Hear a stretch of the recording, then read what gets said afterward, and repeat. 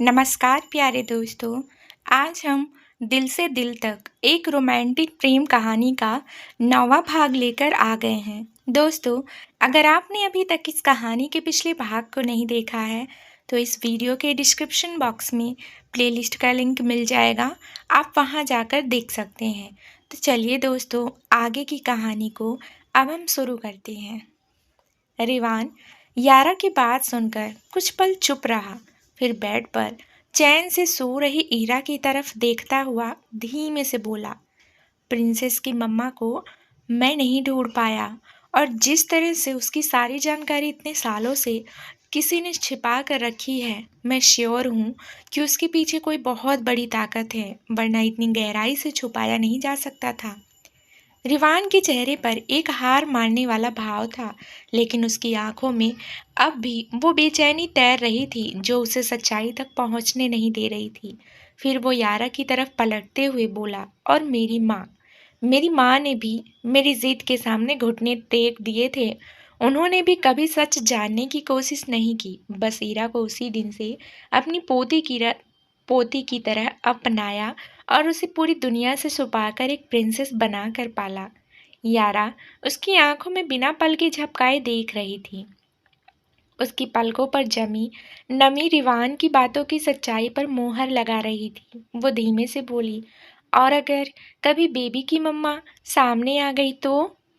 रिवान ने उसकी फूली हुई गालों को हल्के से छूते हुए कहा, आई डोंट नो, मुझे सच में नहीं पता मैं क्या करूँगा, कैसा रिएक्शन होगा मेरा। यारा ने कुछ नहीं कहा, बस हल्के से सिर हिला दिया और अपनी आंखें ईरा पर टिकाकर सोचने लगी। प्रिंसेस की डेट ऑफ बर्थ क्या है? ये सवाल उसने धीरे से रिवान की तरफ देखते हुए पूछा। रिवान ने उसके बालों में उंगलियां फेरते हुए जवाब दिया, रिपोर्ट के अनुसार से 4 सितंबर। बस ये सुनते ही यारा की सांस जैसे थम गई। वो एकटक ईरा को देखने लगी। उसे अपनी धड़कनों की आवाज़ साफ सुनाई देने लगी थी। कुछ पल वो खुद को सामान्य करती रही ताकि उसकी बेचैनी रिवान को नजर न आए। फिर उसने एक नज़र ईरा पर डाली और अगले ही सेकंड में रिवान के सीने से लगते हुए बेहद मासूमियत और गहराई से बोली, बाकी सब बाद में देखेंगे, लेकिन क्या आप अभी मुझसे शादी नहीं कर सकते?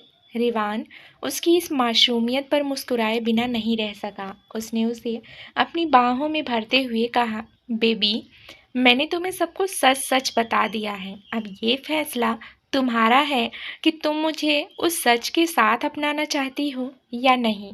मैं वादा नहीं कर सकता कि आगे क्या होगा। मैं ये भी नहीं जानता कि तुम्हें मेरे साथ खुशी मिलेगी या तकलीफ, लेकिन मैं तुम्हारा फैसला कभी नहीं रोकूंगा। यारा उसकी बात सुनते हुए सीने से लगी लगी ही हल्के से बोली, मैं तैयार हूँ।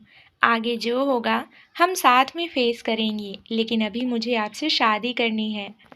उसकी बात सुन रिवान की आंखों में सुकून तैर आया। उसने यारा को खुद से और भी करीब करते हुए कहा, आई प्रॉमिस बेबी, मैं तुम्हें कभी तुम्हारे इस फैसले पर पछताने नहीं दूंगा। मैं हमेशा तुम्हारे साथ हूँ। फिर उसने यारा को खुद से थोड़ा दूर किया, उसका माथा चूमा और उठते हुए बोला, चलो बेबी, अब हमें ईरा को किंडरगार्टन भी ले जाना है। यारा ने मुस्कुराते हुए हाँ में सिर हिलाया और उसके साथ कमरे से बाहर निकल गई। एलन विला से निकलने से पहले रिवान ने रीमा को ईरा का ध्यान रखने को कहा और यारा को लेकर विला से बाहर निकल गई। सुबह के ठीक 8 बजे थे और ईरा अब भी गहरी नींद में थी। विला से बाहर निकलते ही रिवान ने अपने पर्सनल लॉयर को कॉल कर सारी तैयारी शुरू करने का ऑर्डर दे दिया। भले कोर्ट अभी खुला ना हो, पर रिवान को इससे कोई फर्क नहीं पड़ता था। ये लॉयर की समस्या थी, उसका नहीं। लॉयर उसके आदेश सुनकर तो लगभग बेहोश ही होने वाला था, लेकिन उसे पता था कि जब बात रिवान एलन की हो तो ना कोई विकल्प होता है, ना ही कुछ। जल्दी ही वो तैयार होकर ऑफिस पहुंचा। कुछ देर बाद रिवान और यारा की कार उसके ऑफिस के सामने आकर रुकती है। रिवान कार से उतरकर यारा का हाथ थामे सीधे कैबिन के अंदर जाता है जहां उसका लॉयर पहले से इंतजार कर रहा होता है। दोनों सोफे पर बैठते ही लॉयर का असिस्टेंट एक फोटोग्राफर को लेकर आता है जो जल्दी से दोनों की कुछ तस्वीरें क्लिक करता है और उनमें से एक को एक खास पेपर पर चिपका देता है। कुछ देर बाद रिवान और यारा एक एक कर फॉर्म पर साइन करते हैं। साइनिंग के बाद रिवान शांत भाव से यारा से कहता है, शाम तक मैरिज सर्टिफिकेट एलान विला पहुंच जाना चाहिए। और इतना कहकर वह बिना किसी की तरफ देखे यारा को लेकर वहां से निकल जाता है। दोपहर के 1 बजे रिवान, यारा और ईरा तीनों किडन गार्डन पहुंचे थे। आज रिवान खुद अपनी बेटी को स्कूल लेकर आया था और यारा को भी साथ लाया था ताकि वो यारा के दिल में खुद के लिए थोड़ा भरोसा जगा सके।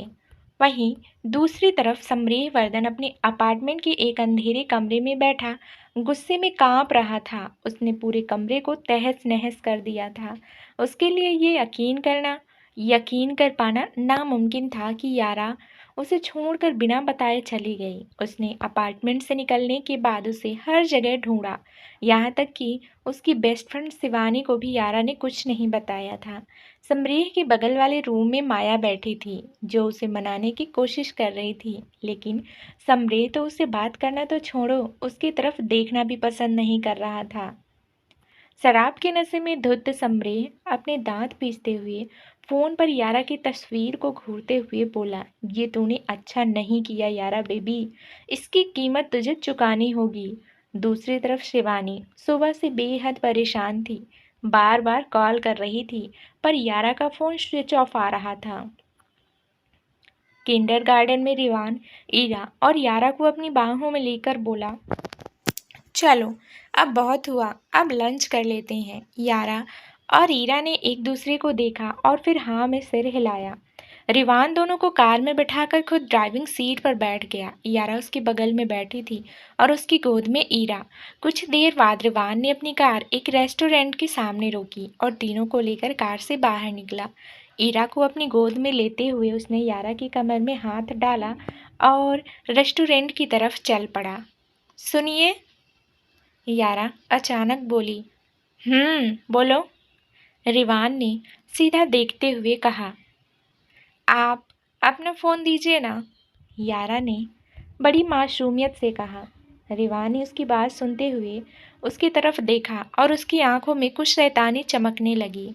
यारा उसकी ये मुस्कान देखकर समझ गई थी कि वो कुछ सोच रहा है। देखिए, मैं आपको पैसे नहीं दूंगी, वैसे भी अब मैं आपकी बीवी हूँ और आपकी हर चीज़ पर मेरा हक है। फिर भी मैं आपसे मांग रही हूँ, नहीं देंगे तो खुद ले लूँगी, यारा भौहें चढ़ाते हुए बोली। अच्छा, रिवान ने आंखें छोटी करते हुए उसे घूरा। हाँ, और नहीं तो क्या, या यारा ने उसी टोन में जवाब दिया।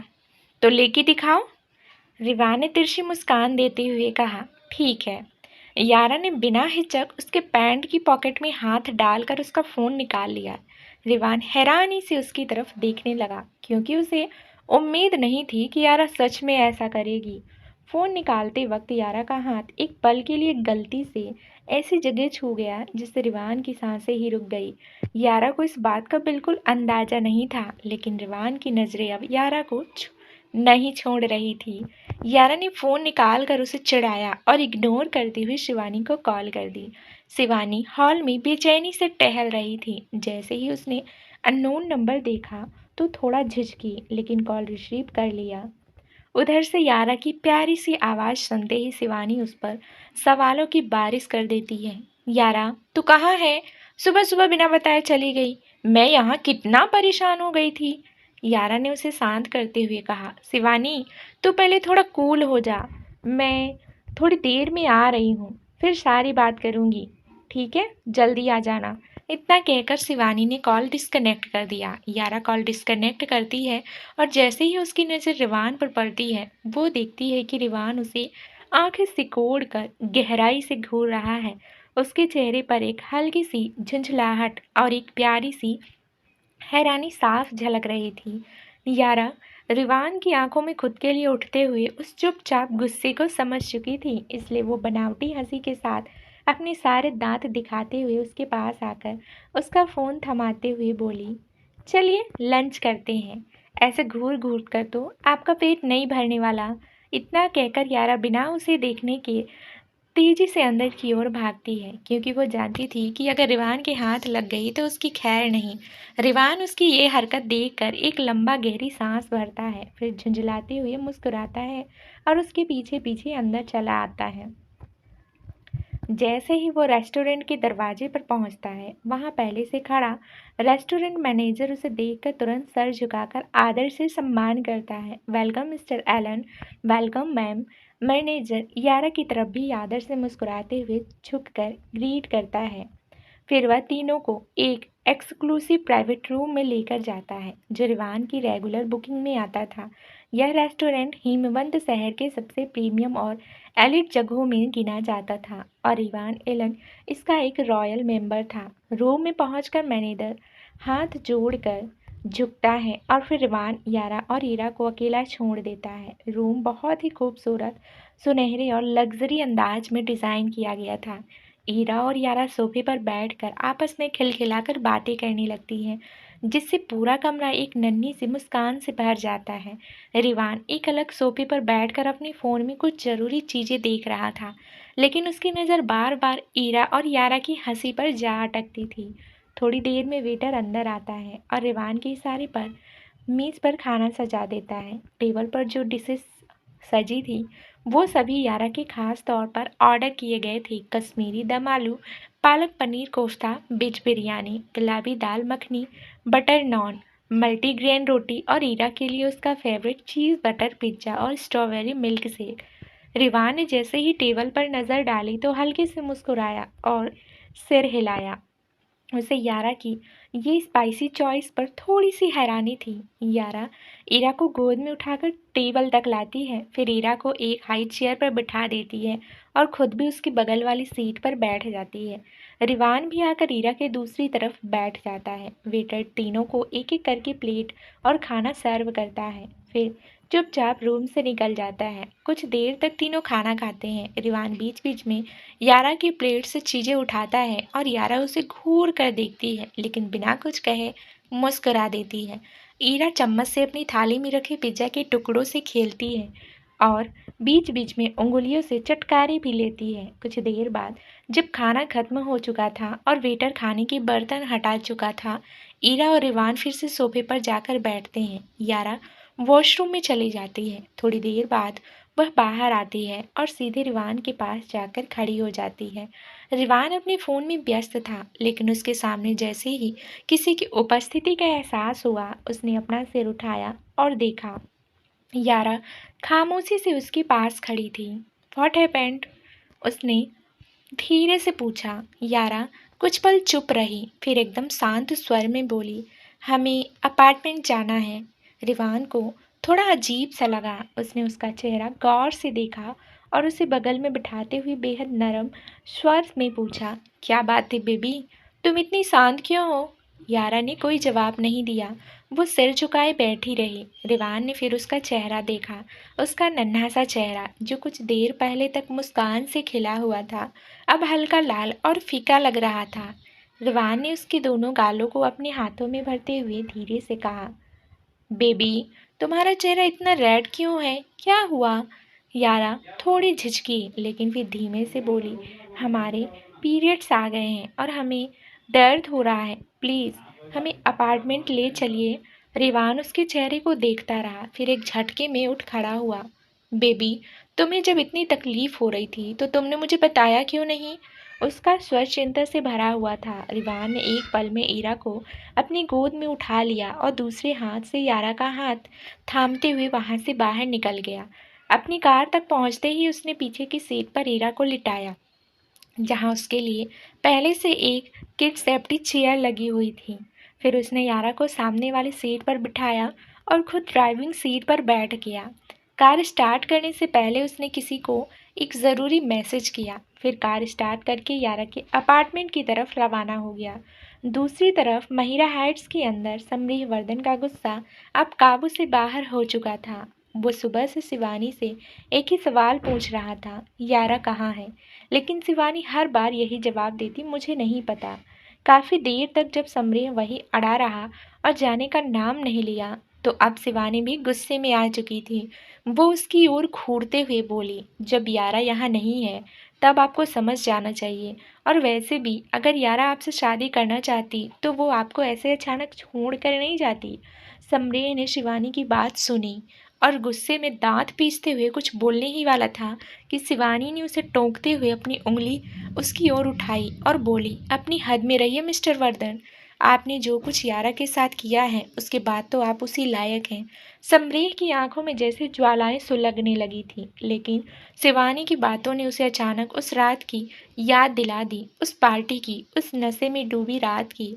उसके चेहरे से सारा रंग उड़ चुका था, लेकिन वो अपनी भावनाएं छिपाते हुए बोला, क्या कहना चाहती हो तुम? मैंने क्या किया है यारा के साथ?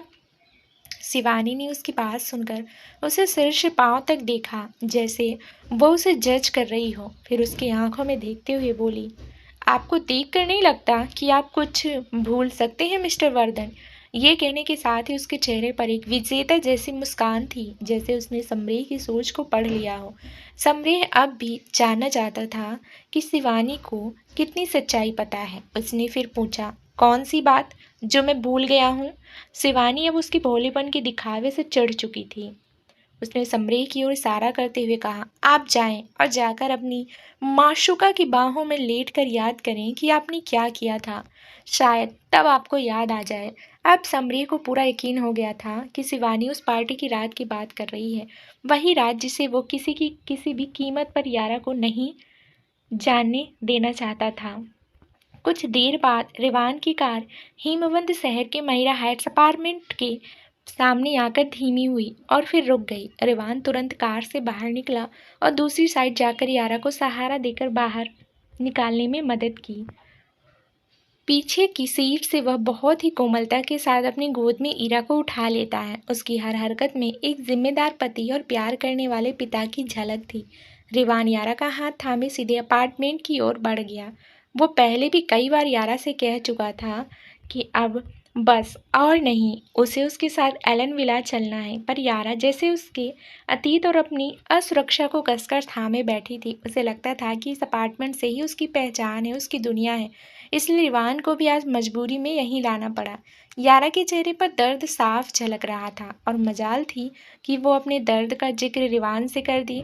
वो लड़की जो बाहर से जिद्दी लेकिन अंदर से नाजुक और टूटी हुई थी, रिवान की बाहों में पिघलती जा रही थी, फिर भी खुद को मजबूत दिखाने का प्रयास कर रही थी। तीनों जैसे ही अपार्टमेंट के अंदर दाखिल होते हैं, शिवानी दरवाजे पर ही उनका इंतजार कर रही थी। वो भी अंदर ही अंदर बहुत परेशान थी, समरेह वर्धन की वजह से। उसके अंदर आते ही शिवानी बिना वक्त गंवाए यारा के पास पहुंचती है। उसका चेहरा देखते ही वह चिंतित हो जाती है।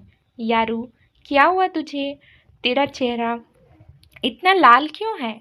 यारा कुछ कहे बिना बस उसका हाथ पकड़ती है और उसे अपने कमरे की ओर ले चलती है। रिवान चुपचाप उनके पीछे हो लेता है। कमरे में पहुंचते ही यारा बिना एक शब्द बोले बाथरूम में घुस जाती है।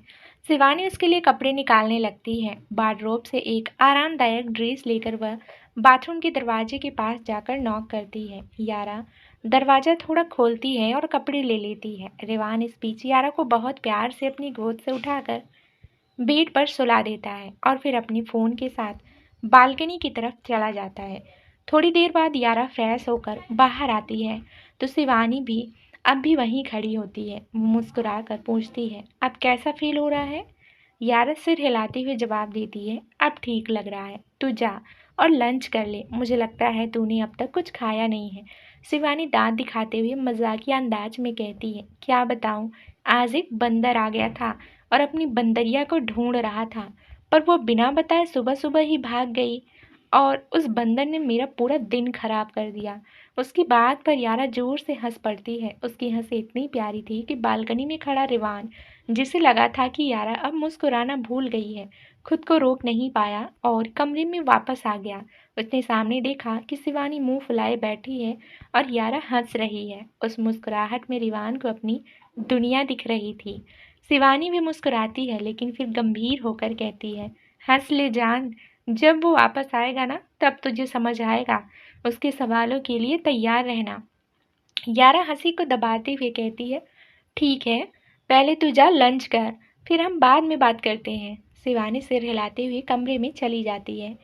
उसके जाते ही रिवान यारा के पास आता है और बिना कुछ कहे उसे अपनी गोद में उठा लेता है।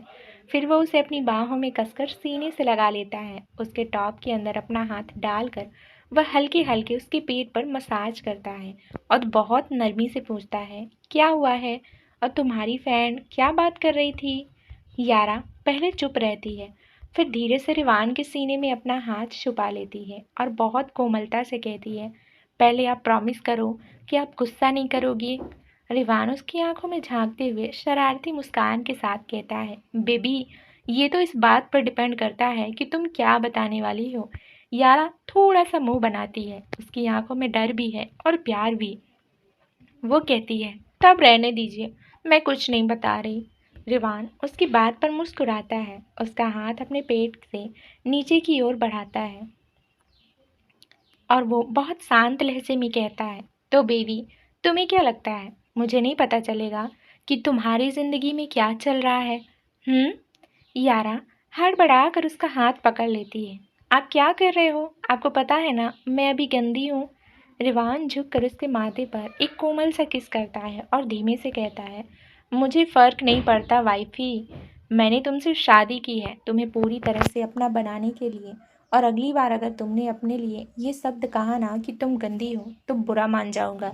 तुम जैसी भी हो, जिस हाल में भी हो, मेरी हो, सिर्फ मेरी। यारा उसकी बात पर खुद को रोक नहीं पाती। उसकी आंखों में आंसू भी थे और एक सुकून भी जो सिर्फ रिवान दे सकता था। वो सिर हिलाकर हाँ कह देती है। रिवान उसे बेड पर आराम से लिटा देता है, खुद उसके बगल में बैठ जाता है और उसके बाले को सहलाने लगता है। Baby, sleep. आज तुमने जो किया है उसकी पनिशमेंट तुम्हें बाद में मिलेगी। इतना कहकर वो उसके नाजुक पलकों को अपनी उंगलियों से बंद कर देता है। यारा उसका इशारा समझ जाती है और अपनी आंखें बंद कर लेती है। कुछ ही पलों में वो गहरी नींद में चली जाती है। रिवान धीरे से उठता है और कमरे से बाहर चला जाता है। वह सीधे डाइनिंग एरिया में पहुंचता है जहां शिवानी अब तक लंच कर चुकी थी और किचन में कुछ कर रही थी। रिवान किचन की ओर बढ़ता है और दरवाजे पर खड़ा होकर कहता है, शिवानी। उसका नाम सुनते ही वो चौंक जाती है और पीछे मुड़कर देखती है तो सामने रिवान खड़ा पाती है। वो जल्दी से पूछती है, सर, सर, आप यहाँ? कुछ चाहिए था? रिवान मुस्कुराता है और कहता है, जीजू। क्या? शिवानी चौंक कर उसकी ओर देखती है। रिवान उसका रिएक्शन देखकर सिर हिलाता है और कहता है, तुम मुझे जीजू कह सकती हो। उसके इस जवाब पर शिवानी एक पल को अवाक रह जाती है, फिर धीरे से सिर हिलाती है। रिवान फिर बिना बात को बढ़ाए कहता है, मैं बाहर जा रहा हूँ। जब बेबी उठे तो उसे ज़्यादा चलने फिरने मत देना, उसे बस रेस्ट करने देना। मैं रात को वापस आऊँगा। इतना कहकर रिवान वहाँ से चला जाता है। पीछे से शिवानी उसे जाते हुए बस देखती रह जाती है। अब तो सब कुछ साफ हो चुका था। यारा को लेकर रिवान का इरादा बिल्कुल साफ था और यारा आज सुबह सुबह कहाँ गई थी ये भी अब शिवानी समझ चुकी थी। कुछ देर तक वो यूं ही खड़ी रही, जैसे सोच रही हो कि अब यारा की जिंदगी पूरी तरह बदल चुकी है।